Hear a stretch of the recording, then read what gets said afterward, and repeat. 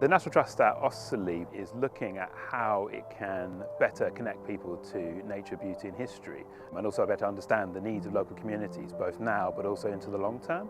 There's some in our local community who don't feel that Osterley is for them, so projects like this enable us to really show that warm welcome to everyone and give people a sense of agency in the park and the house.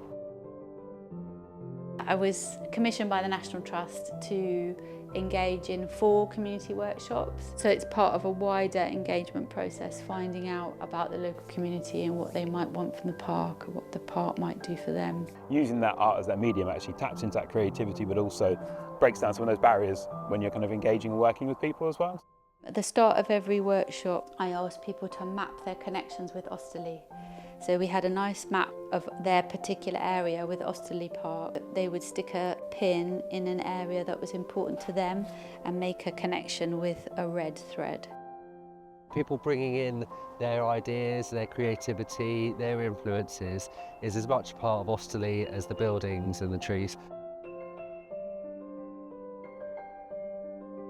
The young people I thought would be interested in analogue photography, so I gave them disposable cameras and a mirror so that they could reflect themselves in the space.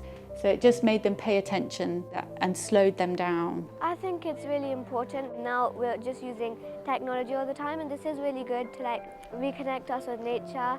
You usually get to see the photo straight away or within seconds. With these cameras, we're going to have to wait. You have to think about how to take it, what position to go in, and how to make it look good.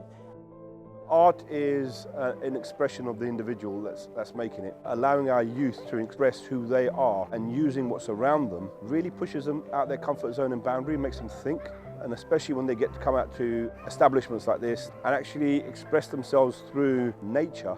I wouldn't usually come to a park, but I think I'm more likely to go to a park now.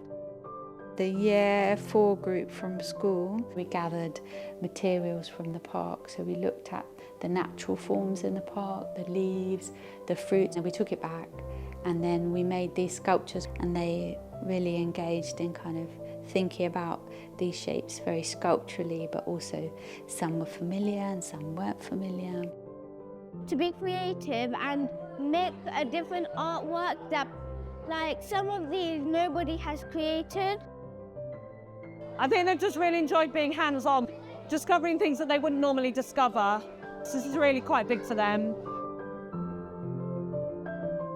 In the last 2 groups, we worked with these fabrics and lots of other kind of sculptural materials that I'd gathered in the space. So there's a real kind of cacophony of things to play with. They brought with them all their knowledge and skills, of course.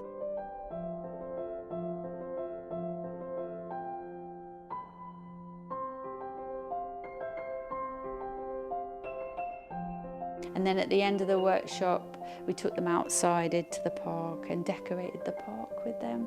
I wanted it to feel like a generous experience that we were providing that was particularly for them. My practice is always about engaging other people and thinking of ways of working that will help us all think something through and help us learn something about our engagement with Osterley Park and House. So from the 4 workshops then we generated all this material and all this thought, and then I took it all back to the studio and got it all out.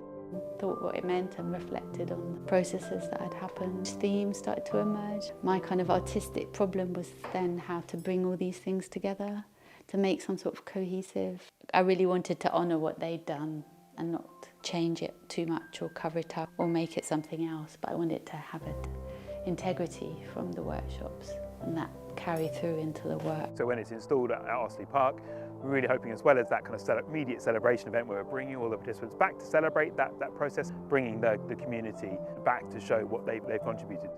And I hope that Osterley Park and House kind of build on these starts and these communications and these ideas, and it builds into something, and more will get incorporated into the house. It really feels like the beginning of something.